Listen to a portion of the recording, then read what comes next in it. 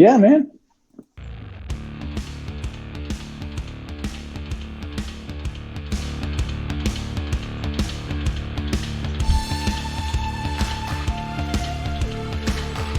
Sunday, March 28th. Dusty Smith from Lost in Transit and me, Your boy, I love this song. the OG Clappinator. Little Muse for you on a Sunday night. Hey! Beepity beepity beep beep beep beep. What's up? Welcome back to the Why You Laughing podcast. Here we are again. Obviously, you know why you're here. I have sculpted this podcast to make everybody feel loved and appreciated. And yes, we are here again on a Sunday. I don't do Sunday podcasts often, but when I do, it's with my boy. Welcome back to the show, Dusty Smith. What's up, brother? Not too much. What's popping? You Glad looking good? Here. You feeling good? What's going on? Talk to me. You. Yeah, I do feel like I look good, and I feel good. Good, man. Yeah, man. Hey, Listen, it's been a while since you've been on the show. We've made some adjustments.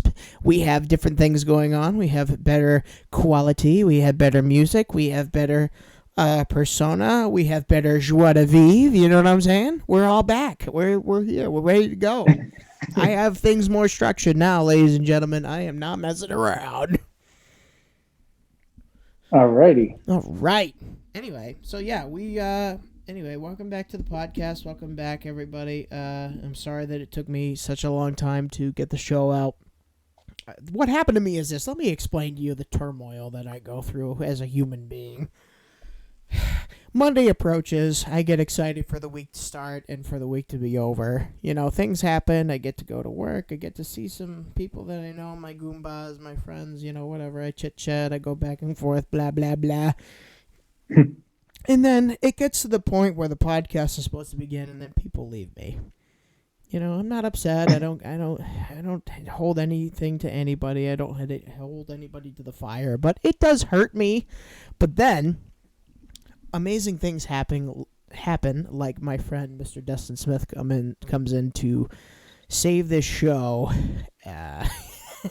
And to be a part of this podcast. And so I just want to thank him from the bottom of my heart yet again for coming in the clutch and being a great friend and a great mentor and a big brother to me.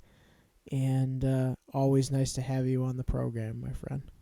Absolutely, man. I turned down like 5 invitations, and I canceled a party that was going to be at my house tonight, and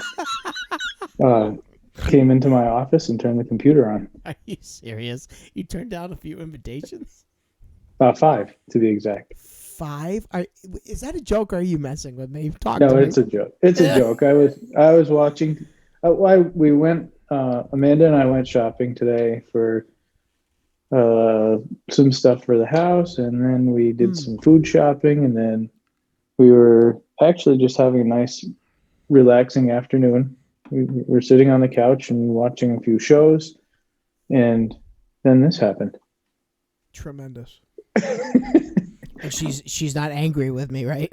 I was enjoying my day, and then I come along and ruin everything. No.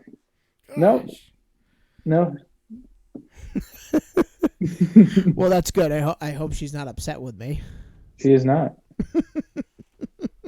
I think she needed a break anyways. Oh, really? A break from that beautiful face? Yeah. So, I mean, usually when we come together and I do this podcast, I have a topic of discussion. And today's topic, I was kind of thinking about it back and forth. I was thinking about courage and what it takes for somebody to actually get on stage or get to a place where it's comfortable for them to perform.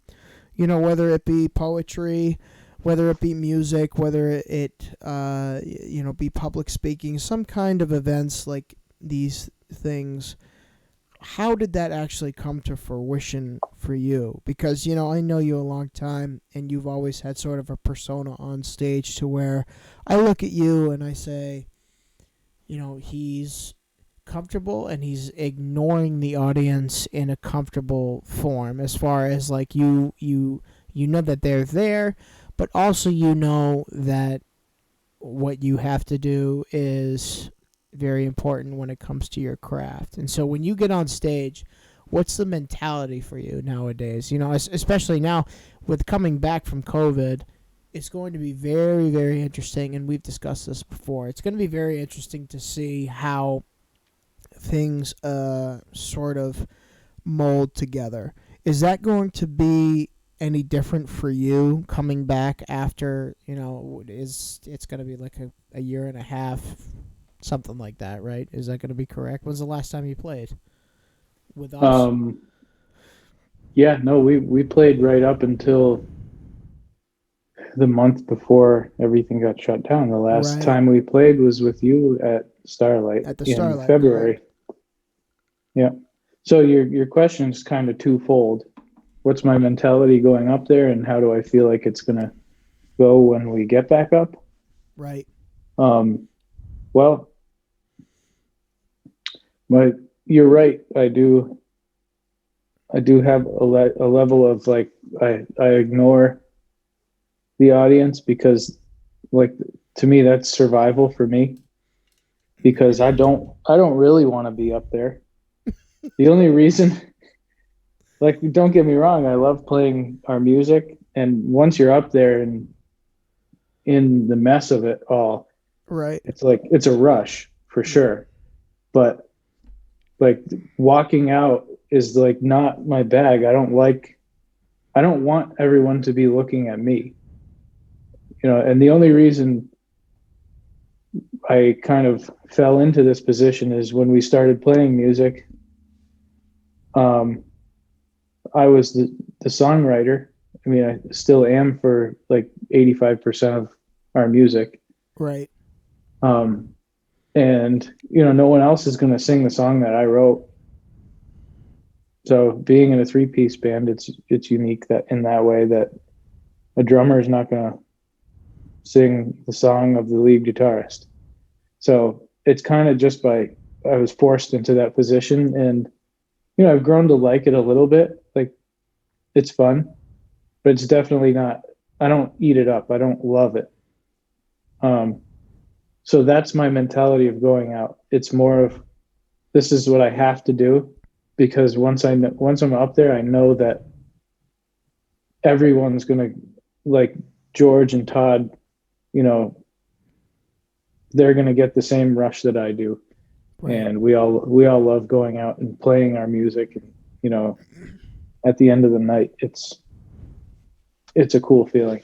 I do understand though, because it's like when you're the singer, slash songwriter, it falls on you to sort of steer it into whatever direction that you're writing. For years and years, I wrote songs for Soda that never actually came out, and then we finally got our EP together, and the Streetlights EP was born.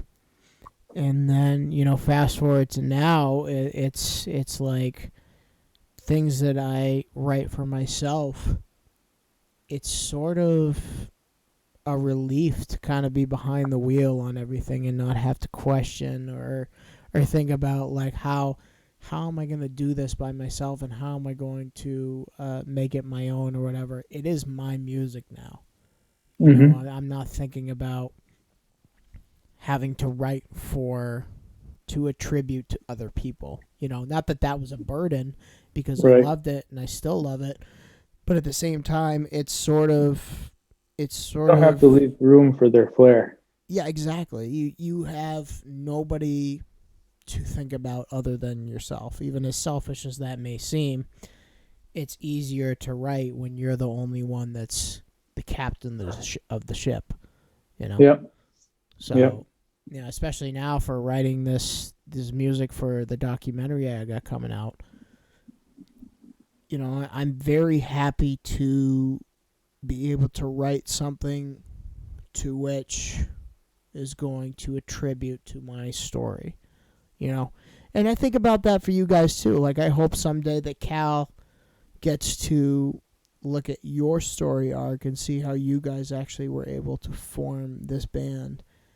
And, I hope that he does get to tell the story one day, because it really is. There's so many moving parts to who you guys are as a band. 100%. Because you came from the line of like, you had aspirations of, building guitars at one point. You had aspirations of like having the band that you have now, and it's all come to fruition. Todd himself had been in bands before. Georgie obviously had been in bands before. There's just so many moving parts to who you guys are as a collective, movement. Like, how, especially now, I can't imagine how proud you are to have gone up and done the things that you have done, because you should be, my friend. You guys have, definitely just conquered and stood the test of time when it comes to continuing to play venues and just absolutely blowing the roof off of the building every single time you guys perform. And I mean that from the bottom of my heart. Like, it's just incredible to watch. Wow. Yeah, it's totally, I guess it's a different perspective from, it's different for someone who's just coming to see the show and just as an observer. But from your point of view, you play the majority of shows with us and you're a musician yourself, but that means a lot coming from you. Because I totally don't see it that way. When I walk away, I'm thinking about, what did I do wrong? Not what did I do right? Exactly. And it's like, so funny those, you say that, dog. Unfortunately, those things stick with you. And when I look back on videos that people post or people send me of our shows, I'm like, oh, that's the part where, I screwed that little part up. I wonder how many people remember it that way. But I guess the majority of people are like, oh, that's cool. They blew the roof off. Which is funny, bro, because it's like, I had those same feelings. For those who don't really know, ladies and gentlemen, I was an acoustic artist for a long part of my career. I went out and I did dates all by myself, and I didn't have anybody backing me up or whatever, but the only people that I did have in my corner were the bands that made me feel like I was a rock star. And,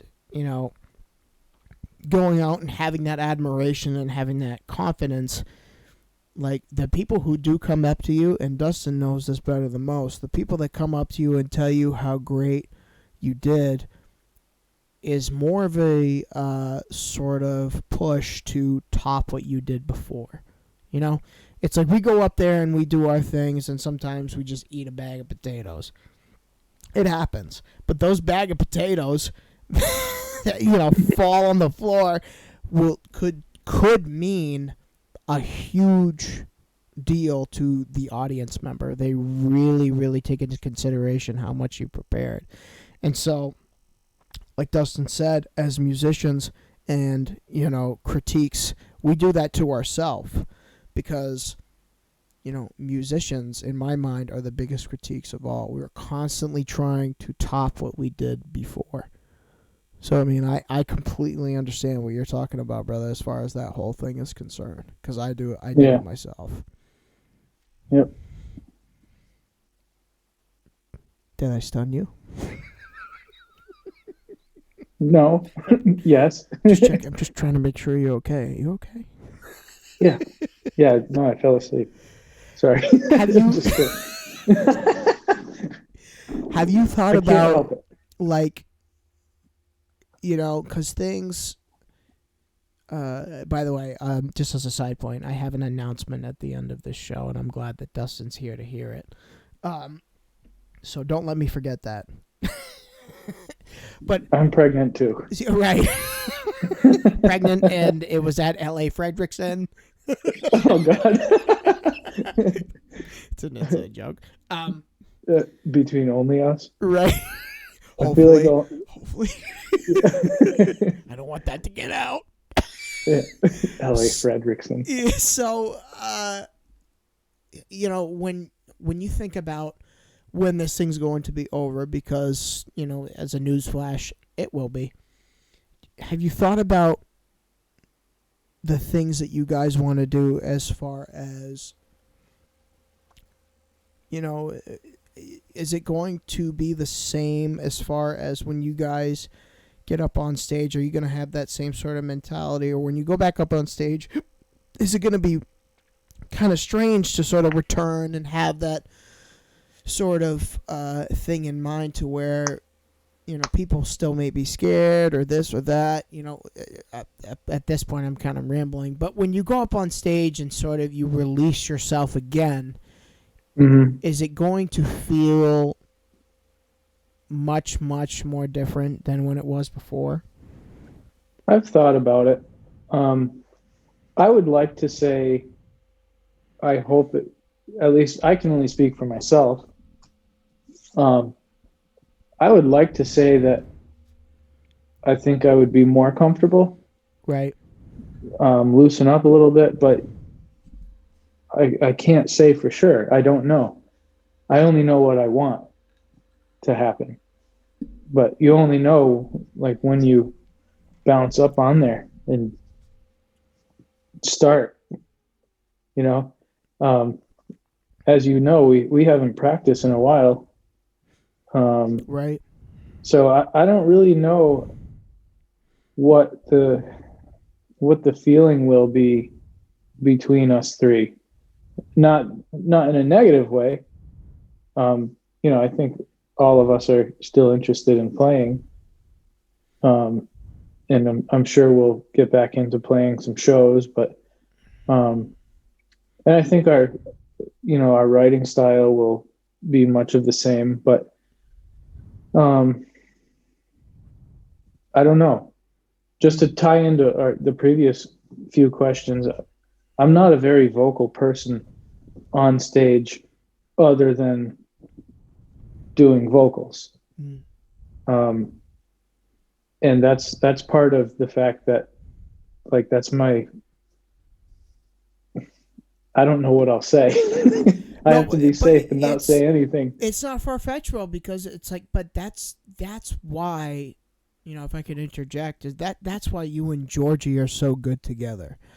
Right. George is good at that. For those who don't understand the magnitude of, how amazing these guys are on stage and their presence.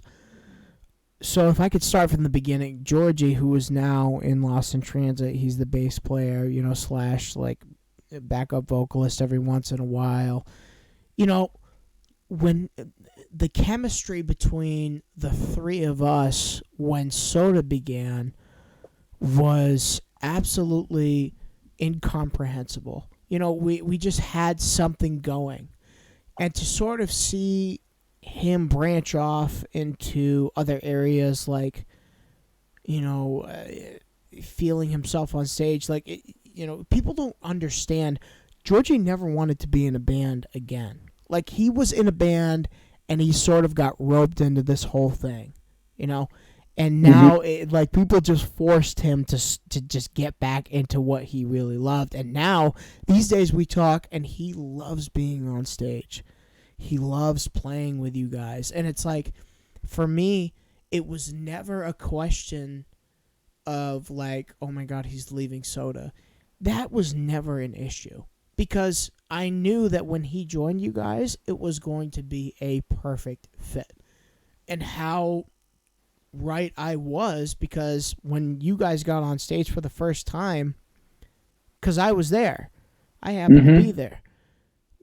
That's the night I met you. That's the night we met, and so to see it from the beginning and to watch you guys just from day one become such, a comfortable unit right then and there, I knew. I was like, this is going to be perfect for him, and this is the direction that he should go. And then, his support of local music and local businesses and everything, combined with, the music that you're able to write for the band, was just, it was a chemical reaction to where, you guys would just get up on stage and the familiarity would be so obvious. It really, really was. For me, anyway. I can't speak for anyone, but for me as a fan and as somebody who loves you both dearly, it was just so crazy to watch, like, holy cow, this is right. This is such a great fit for all of us, Yeah.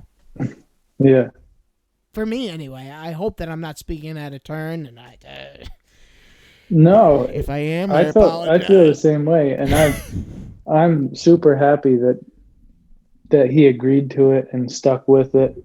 Yeah. Yeah. Because his ability is like undeniable. Beyond, yeah, it's beyond what I ever imagined it would be. Because he has like the science to it that I don't have, and like I feel like I'm the privileged one to have him come play with us. Right. Yeah. I mean, I can't lie to you guys. It's probably 2000. Let's envision this for a second. Probably 2016, 15, The band that I had put together from age 17 had broken up. And things were changing. I didn't know how to deal with that. I'm an only child.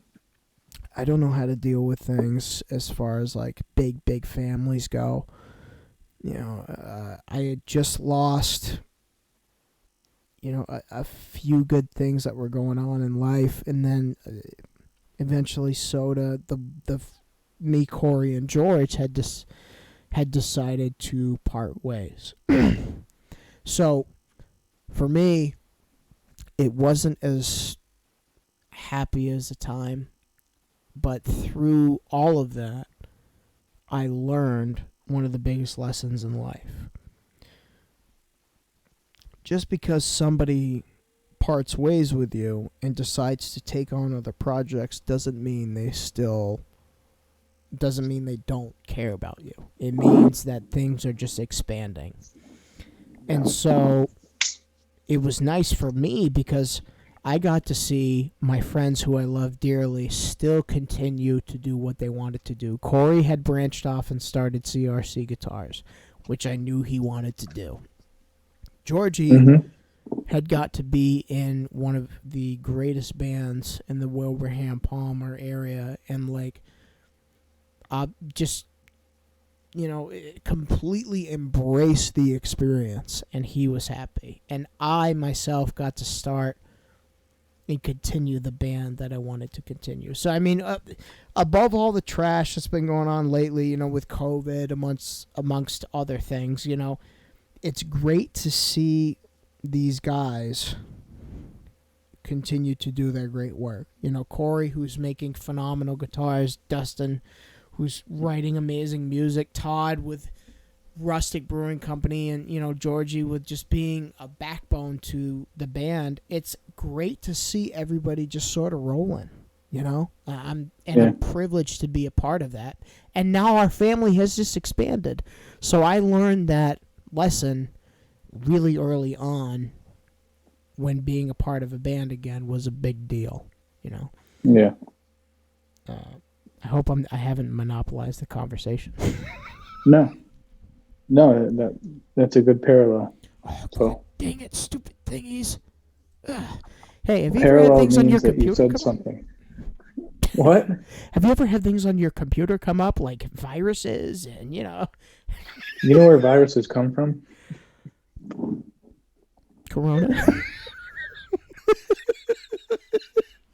We'll go with that. Oh gosh, we're gonna have to talk after the podcast. Is that what you want to say? Is that the announcement? No. Oh Oh my goodness. But yeah, man, it's. I mean, what a whirlwind few years it's been, really, with all Yeah. of us. You think back and you go, holy cow, our first show together was whatever amount of time, and then till now it seems like an eternity. Like, it's Todd and I will have these conversations to where, he'll say it seems very, very odd when we're not opening up for each other. Because we had just developed that sort of gang-like mentality. Somebody comes along and you want them to be a part of what it is that you're doing. Yeah. And he was very good about that in mentioning it. Every time that we hooked up, and did a show together, whether it was in Southbridge or, in Palmer or whatever it may be, it's just Northampton, New Hampshire, it's like the list goes on, but we still maintain that sort of brotherly love. We all still look up to you guys, as our big brothers. It's just crazy to think that this amount of time has gone past. Yeah. No, I know. I can't remember what year it was, that first show that we played. It was 2000.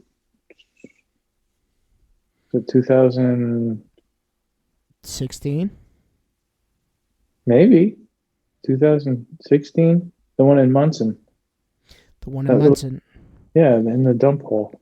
Wait, okay. So here's what I'm going to do. Keep talking. And while you're talking, I'm going to find it, because here's the good thing about me, ladies and gentlemen. Oh, the banner is, I think we posted the banner on our page. I'll tell you right? I'll tell you exactly when it happened. But keep talking while I'm trying to look for it, because I remember exactly what the banner looked like. It was and I remember we posted it all over like Northampton, and it was good. This is. But that. You said the banner. Oh yeah, we actually remember when we played at Iron Duke too. Yeah, right. Oh, here's the banner. It was 2016, April 8th, 2016. Holy cow! Yeah, $5.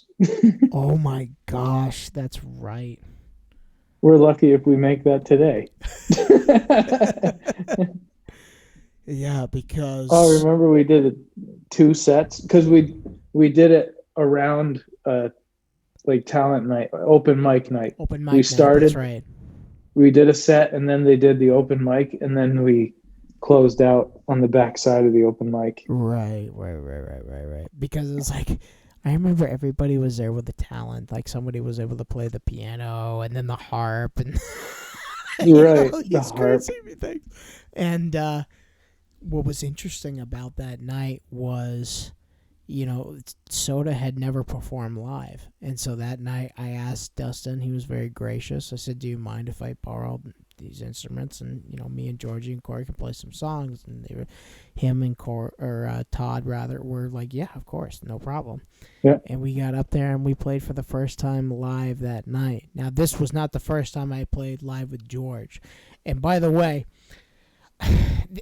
I got to tell this story really quick, because I know that Dustin has not heard about this before. So I graduate high school in 2014, okay? And, I want to have a party, but I don't want to have a party. I'm not in sort of that thing where I want people to make a fuss over me or whatever it is. But, my mother puts on this show or whatever, and I said, okay, look, I'm only going to do this party if I can play for everybody. So she agrees, whatever. We rent out this town hall in Richmond, okay? We rent out this town hall, and I set this show up at my own graduation party, and there's a few different people there. Like, I'm there, Mark Olson, you know, with George, obviously, Brandon and Anna, all these guys. There was a whole group of us that got together to play this show. Mm-hmm. We play the show, you know, everything goes actually amazing. Everybody does a fantastic job.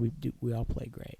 You know, whatever. Years later, I'm talking to George, whatever, and we meet at the hangar, and we're chit-chatting. We're talking about bands and live music and what have you, and the graduation party comes up. And he says to me, he goes, "That's the first time I've ever played live in front of anybody." I played George's first live show with him ever. Yeah. And George played my first live show with me. Did he? Oh, you really? Munson was my first. Well, I guess it wasn't my very first. Was it with a band? Like, was it your first with a band? Well, we played in somebody's basement at some pizza party like a few weeks before that Munson show. But the Munson show was like our first live public show that was open to the public. Wow, that goes back. Yeah.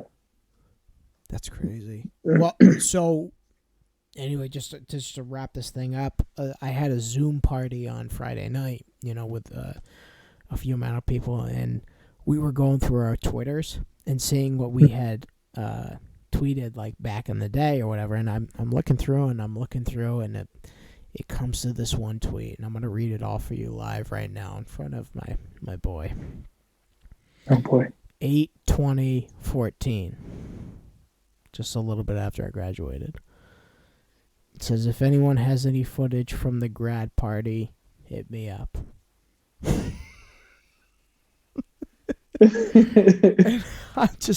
I read that tweet and I'm thinking in my head, I'm like, man alive, how crazy is it that we all were together for that one night in front of all these people, and Georgie had never played live before, and this is where we are today. Like, how? Yeah. You know what, Dusty, nobody penned us to be here, bro. Nobody penned us to be playing these shows and doing all these things, and it's just been an incredible ride, my friend. I'm telling you. Yeah, it's been pretty interesting. You know, fairly easy to keep it together, but to accomplish it is another thing. It really is. Now, okay, so let me ask you this. You know, I think everybody in their career or in their, you know, whatever it is that they're doing, whether it's their comedy career or their poetry career or whatever, it's like, did you ever have that one moment in life where it didn't have to necessarily be in a band, but did you ever have that moment in life where you're like, oh my goodness, I made it? Like, you had that sort of self-success aha moment, like, wow, I'm a good musician. Because I think it's hard for musicians to have that, you know, and I didn't find it out until years and years ago. But do you have that sort of moment where you look at the audience, you just have that one connection, and you're like, wow, this is what I was meant to do, and there was no question? Well, I wouldn't say this is what I've meant to do, but I have had moments where, you know, standing up there, I feel like, wow, never thought I would have been here. You know, just thinking back from when I started playing music and the years of playing different styles of music, and then once we formed the band, it turned into yet different music, which is, I feel like, you know, we found our niche of what we like, and, you know, we bring our own energy to it. But definitely, yeah, there's times when I say I never would have imagined doing this. So but I don't know if I'm meant to do it. I think. Well, I mean, I guess I worded it incorrectly. Yeah, I think I know what you're getting at. Oh. It's more of like looking out and seeing that you have, and that's sort of the message of this podcast, I think, is sort of conquering your fears of like, I was meant to defy the odds of my own success. I need to get past the person. Like, for example, I told the story on the podcast 1,000 times, or not 1,000 times. I'm probably like twice or something, but just to reiterate. I got up on stage. I'm going to say June. It had to be right around June. I was almost getting out at that point. It had to be June of 2007. Yeah. So, 14 and a half, 15 years ago, I got up on stage and I just bombed. It's like you have a completely open ship on Battleship, and somebody can see through your board and be like, you're not going to sink my Battleship because you're done. Mm-hmm. Yeah. It was just terrible. Like, everything had become such refuse. And I felt like the worst person on earth. But then, things had happened. I had started progressing and writing more and doing all this stuff. Fast forward to this point in time. I go to this festival, and I was not invited to be there.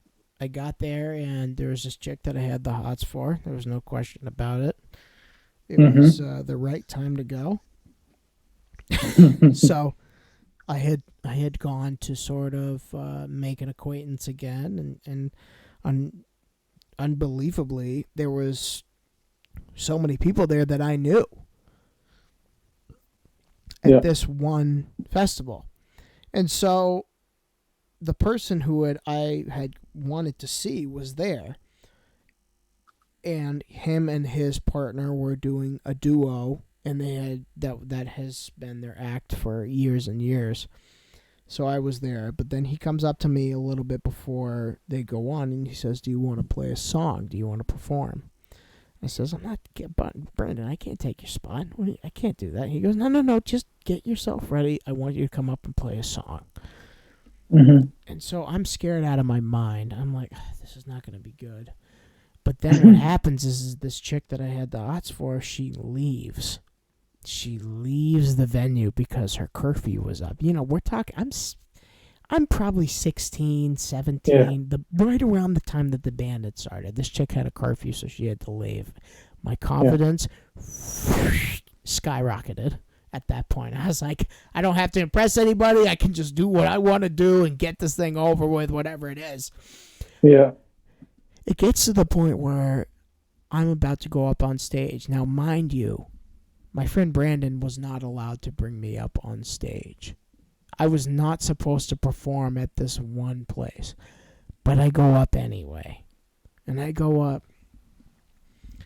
Ladies and gentlemen, I'm no Phi Beta Kappa or valedictorian or whatever you want to call it, but at this point in life, I felt like I was the king of England.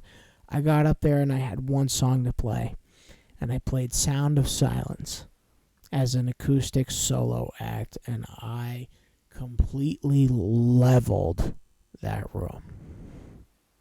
Wow. Completely leveled it. No rehearsal, no nothing.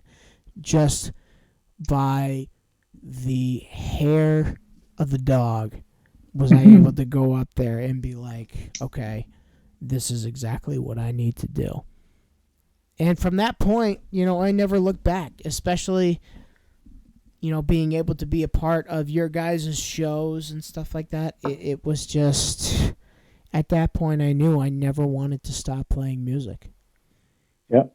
Never. And, I hear, you tell stories about you and your grandfather, which, I'm hoping you tell one today. And I actually got to see him perform. I got the privilege of seeing him perform at one of our first shows together. So it was nice to sort of see where that whole art came from. Now, when you guys, did you learn how to play guitar from your grandfather, or was it mostly your father? My dad doesn't play any instruments. Oh, My okay. my Okay. grandfather was more just my inspiration. Um, Nobody taught me to play anything. I taught myself everything that I know, at least on guitar. So Right. that explains why I play the way Gotcha. I Okay. Well, I'm sorry, folks. I play. completely ruined that story. I'm quitting. This is my last podcast of all time. Well, you were partially right. My grandfather was my inspiration, Well, that, but yeah. he's a finger picker, and I'm not into that. Y- I like to listen to it, but not play it. You know what's crazy, bro, is that I saw James Taylor live. Okay, it was one of my first concerts. Yeah. He played for like 3 hours, Dusty, with no pick. Can you Oh imagine? yeah, that's Three. crazy. My fingers would be on fire. Yeah. On fire.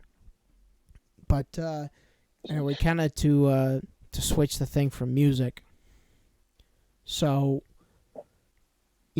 I think one thing that we have in common amongst a lot of others in our circle is we all like to try new IPAs.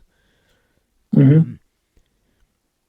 Have you, when you go to buy a certain beer, because I just had Founders on my show. I don't know if you got the chance to hear them, but it was interesting to see what attracted them to the sort of IPA lifestyle. Now, when you drink an IPA, what exactly do you go for? Um, I like more like a floral, fruity, that end of the spectrum Like a type citrus kind thing. of thing? Yeah, Gotcha. I like citrusy, like more fruit forward. Cool. That's what I go for. All right. Well, I'm just Not checking. not, not super heavy, but also not. I don't like a very light one either. Right. Right. No, I gotcha. I like a lot of rustic, and I don't know. I haven't had Treehouse in a while. I recently got some, I but haven't. I it's not like haven't. I remember. I haven't had Treehouse in a long time. Long time. Yeah, because I Yeah. remember because Georgie lives right near there, so like when in the time of the band, he would just bring a lot of Treehouse over. Yeah, Corey's talked about that in past podcasts, but yeah, I think my first introduction to IPAs was the band. I was young, and I would just that's all they would drink was IPAs during the practices.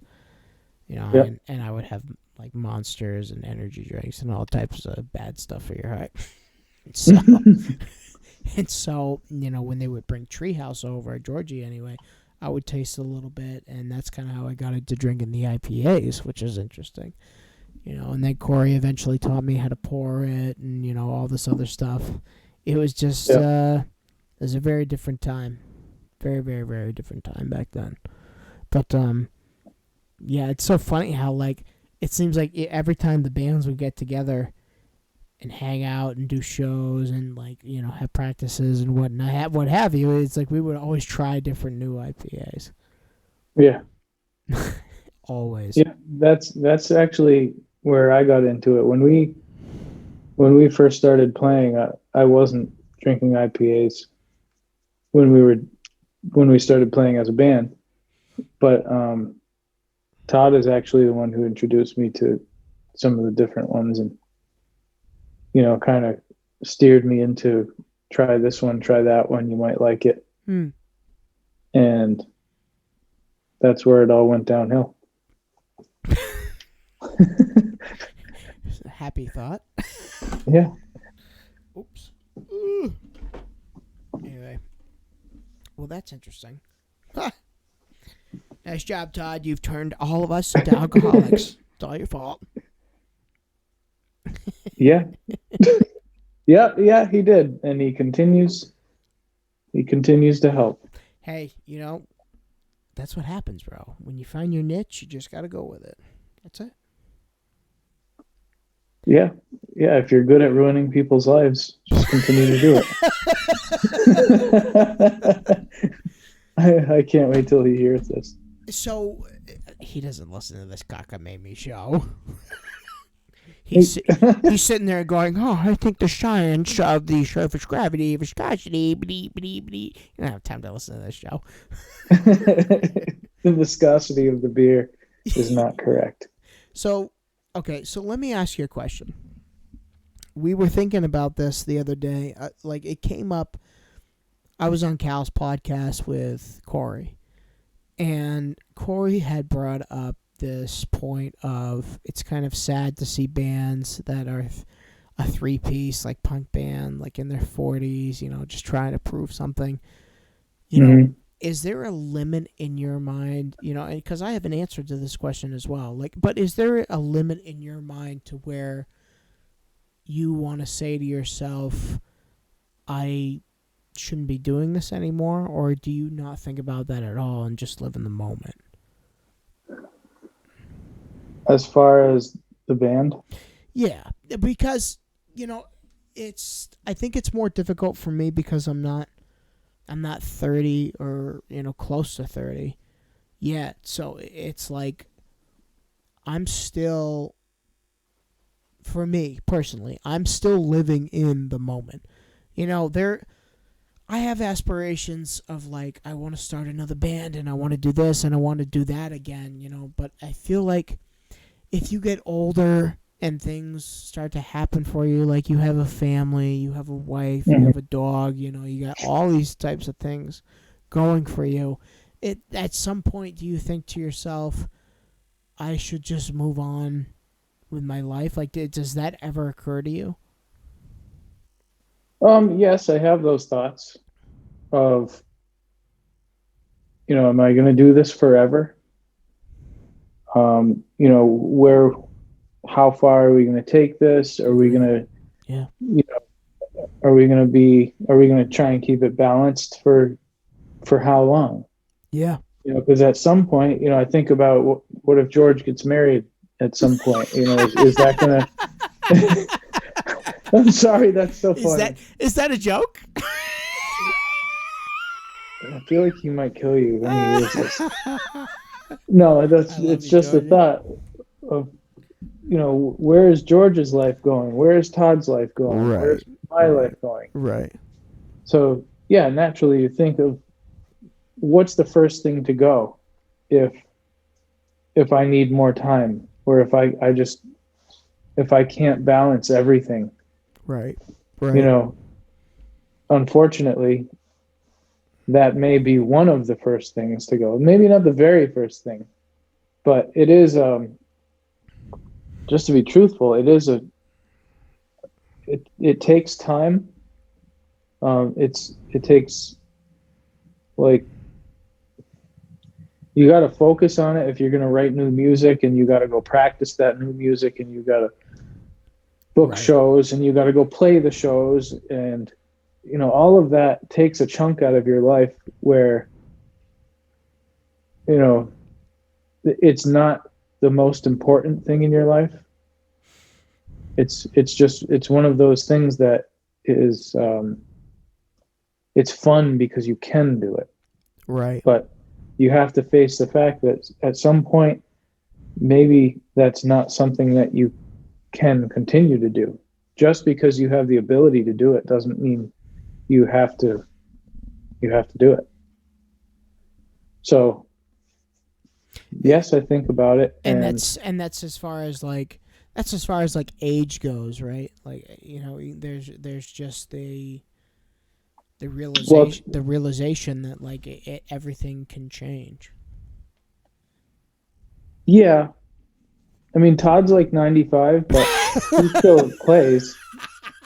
So it may not be an age thing. Sorry, Todd. It may be right under the bus, buddy. it may be more of like a circumstantial thing. Right. at this time in my life, I need to give more attention to this. So I need to cut back on that.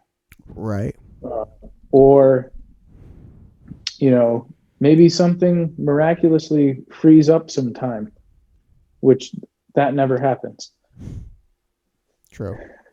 And then you might be able to give it more time, but I think naturally as humans, we would fill that with something additional, Right.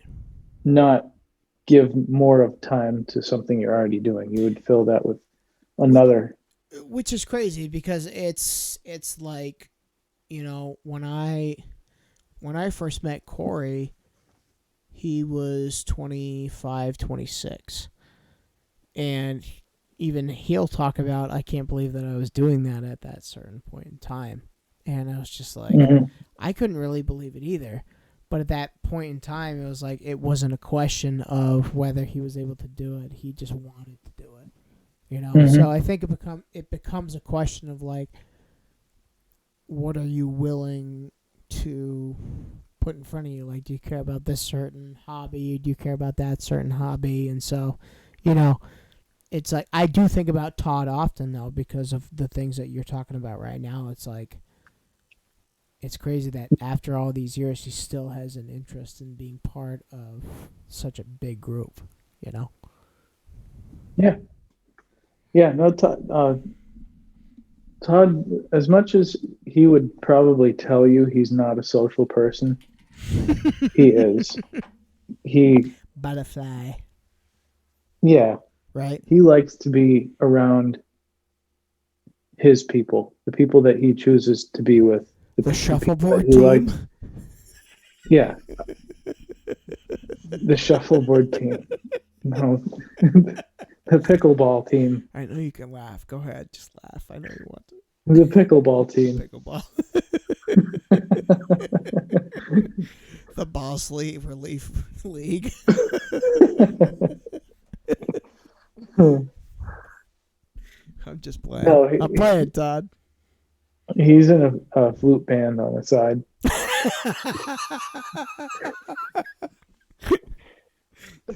Right. But yeah, he's a good guy. I forgot what we were saying. Is that it? Is that all you got to say? Yeah. I just remember it was about Todd. No, it's funny, like, you've told me stories about him and what it's like to be in a band with him and friends and whatever. It's just like, I remember when I first met him, I was like, I really do not like this guy. He's gonna love that you said that.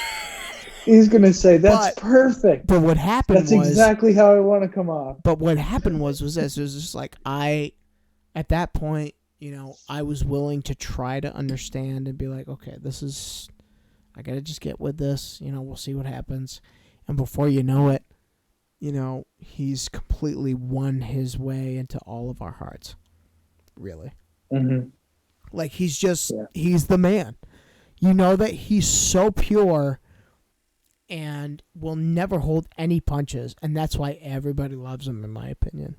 He's just a real person, and he does care, even if it's subtle. So to have conversations with him now, I'm just like, I love this guy so much. I love him so much. He's super flexible. Right. He's yielding. He's easy to deal with. He's added a lot of dude. He really added some flavor to all of us for all these years. Yeah. It's just incredible. Yeah, he's consistent. Like yes. He doesn't have. I mean, maybe in himself he has ups and downs, but right. He doesn't dump those on other people. If he's having a bad day, he has his bad day by himself, and always gives his best to the people that are around him. He's never burdened. As far as our situation goes. Right. He's never burdened with anybody with what's going on in his world. Yeah. And but he learned that through being a true professional when it comes to being in other bands. It's like, especially with his situation with, certain bands that, don't need to be spoken about. He's learned how to gather himself and sort of conduct himself in a very mature and responsible way. It's like, forget anything bad that ever happened to you. What happens now is for now and not any other time. You know? Yeah. It's like He gives his best to each situation that he's in the moment. Absolutely. He he's so intuitive when it comes to not bringing up these situations because it just doesn't need to be brought up. He just continues and looks straight forward. Even when he plays shows, it's like that one thing is just on his mind here and now. That sort of thing. Yeah. He just knows what's in front of him and he focuses on that. Yep. As far as I'm concerned, I could be completely wrong. No, you're right. I totally agree with you. Do you? Do you? Don't lie to me. Listen. At least about that. I know you hate me. You just won't admit it. You don't know that. You don't know that for sure. I don't know anything. I'm just a kid from You have no proof. You have no proof. So, for those who don't understand, Dustin, who has made a way for himself and made a way for his band, how did you actually first start picking up playing the guitar, for those who don't really know? Because, obviously I know the story, but for those who don't get the story and don't know you but have seen you, maybe they want a little background of what exactly happened. Well, as we mentioned earlier, my grandfather, he's played guitar for many years. And so when I was younger, I would pick up his guitars and strum them. But when I was about 14 or so, my older sister, she started playing guitar and she got guitar lessons, which made me feel like, hey, I want to play guitar too. So when I was about 15, one of my sister's friends in school, he was selling a Yamaha Strat style guitar and a small Gorilla amp. Or no, it was a small Yamaha amp. It was a matching set. So I bought that for $50, a guitar and an amp. And that was like big money. You bought your guitar for $50 and your amp for $50? I bought both of them for $50. That's crazy. Yeah, the set, $50. He probably just wanted drug money. I got my first amp and my first guitar for like $150, so right around that same price. Yeah. So I started I would look up tablature on dial-up internet, and I'd print it out, and I'd be down in my basement bedroom learning Metallica songs, some Type O Negative, Led Zeppelin, just all that stuff.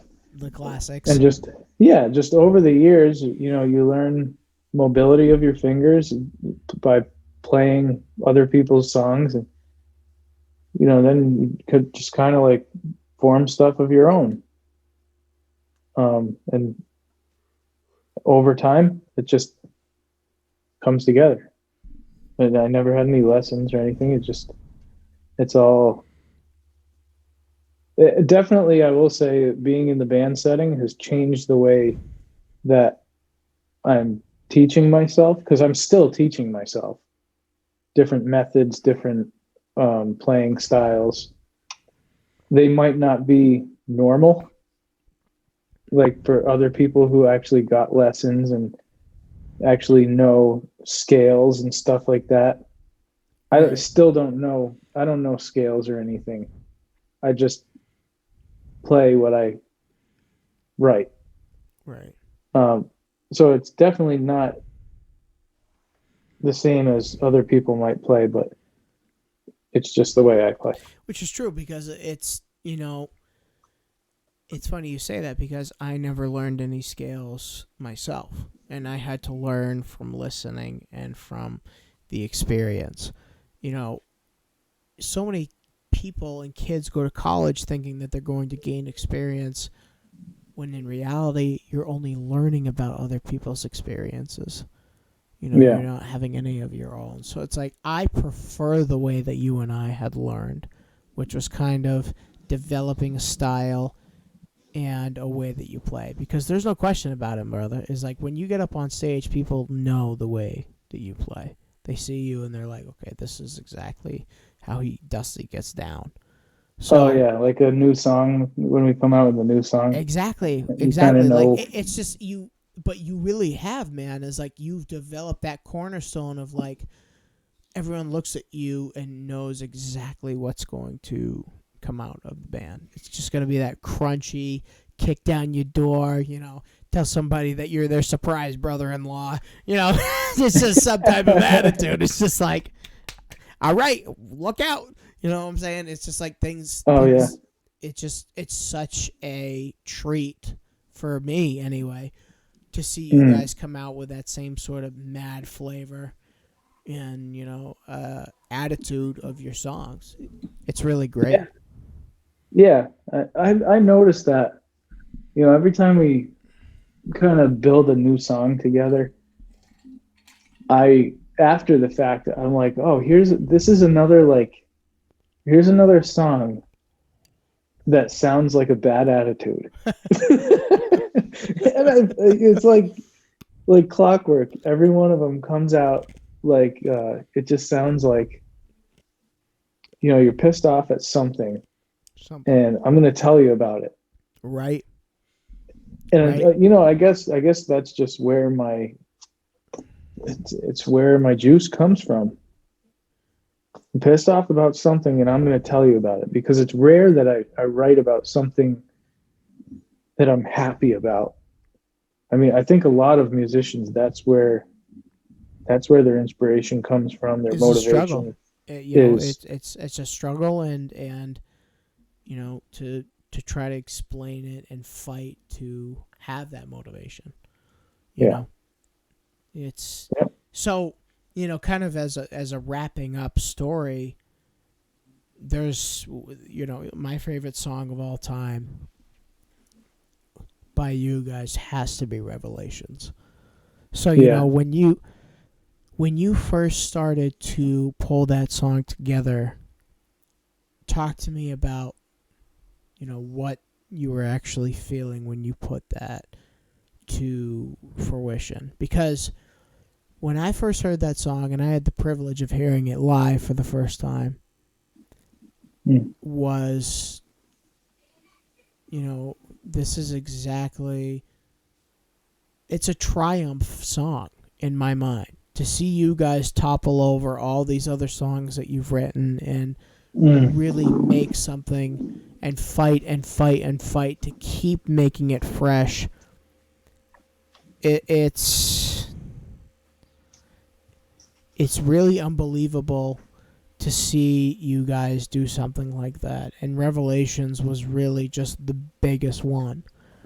It was a kamikaze over all the work that you guys have done. Like, you have reached the top and have continued to try to, go further and further along. When you were writing that song, was that kind of your mentality? Like, this is going to be the next best thing for our group? Is this going to be the next best song that we got? Totally not.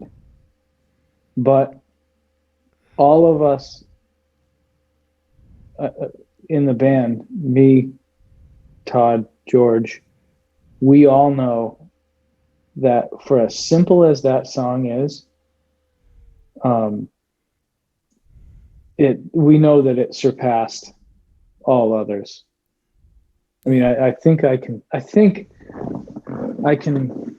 comfortably say that for both of them, because that is one of the more powerful songs that we know that when we start that song, I think we all have the same feeling. Mm-hmm. Like, we're going to freaking kill this. This is like the funnest song to play, because just all the drops in it, and it's an emotional song. It is. I think just the Absolutely music, is. the musical part of it is emotional, Right. but there's very I think only Todd and George really know like what the song is about. Mm. Like the lyrical emotional side of it is different than, and I think they reflect well upon each other. You know what the song is about, the music to it, and just the way it's presented when we play it really brings out the full meaning of it. But an interesting fact about that song, the lyrics to the song, I wrote them long before I even like met Todd. I mean, I've known George for over 20 years now, Right. Right. but I wrote them when I was like early 20s, even like, yeah, maybe like 19 or 20, 15 years ago. I had no idea. I wrote I them. never knew that. And Wow. they were in an old notebook of mine that I kept in a folder of all my lame songs that I've written throughout the years. And like every now and then I go back to them and I Pull just it look out. at the lyrics. Yeah. And just this time around, I was looking at these and I was like, maybe I can somehow make this fit into this thing that I was working on. Right. And we really, the music side of Revelations, we simplified that just so it would be a little bit more powerful. Mm. You know, just the pounding of do do do do do do do do. It just, I think it, I don't know. I think listening to it, you can understand that when something is simple, it's more powerful. Right. Exactly. But when you have so many technical parts of something, it just like keeps your brain so busy that you forget that there's actually something behind this. There's feeling behind this. So exactly. that's that. Yeah. But you'll have to come out and listen to the song next time we play it. 100%. There are actually a few changes that we've made to it. Holy, back up. What? They're not huge changes. They're just Subtle? just like, yeah. They're not structural changes. I mean, it's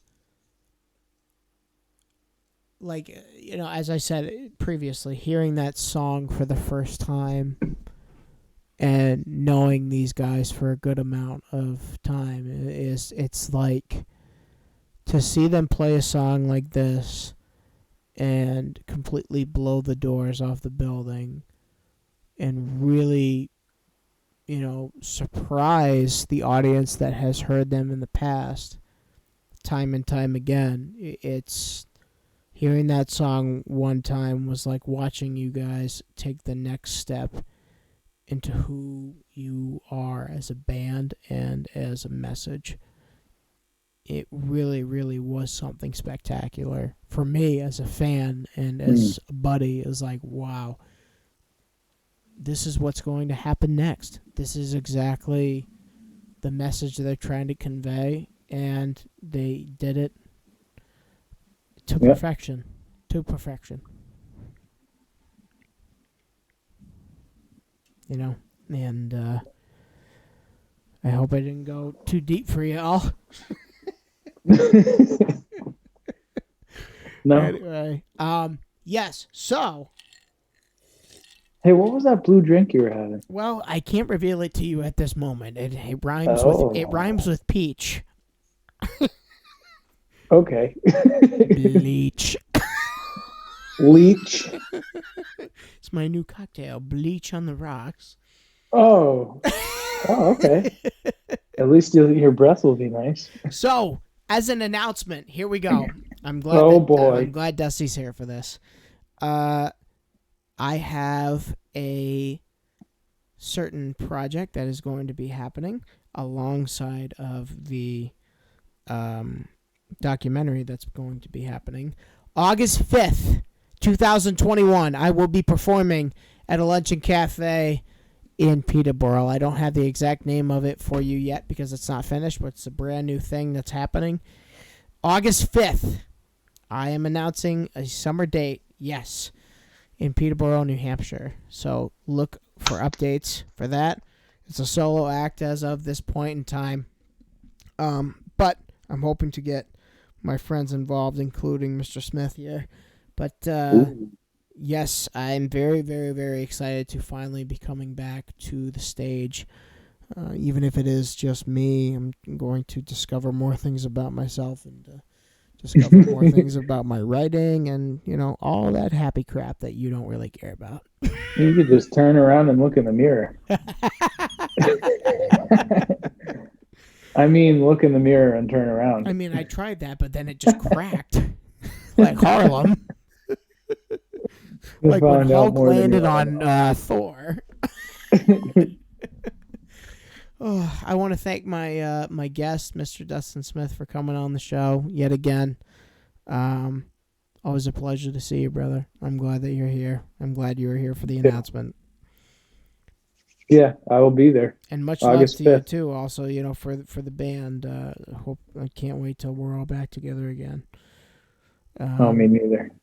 And for those who don't know, Lost in Transit is on Bandcamp right now. So if you ever want to go check out their music, bandcamp.com/Lost in Transit. Is that accurate, Dusty? Lost in Transit Band. Lost in Transit Band. Okay, so yeah. Go check them out. Go check out their Instagram page. And other than that, stay tuned and stay wild and stay fresh. Stay cool. Be good. Be careful. I love you guys. I want to announce the countries that are listening, so stay tuned for the intro message because we have a couple new countries. Anyway. Yeah. All right, guys. Stay tuned, and we are clear. Thank you.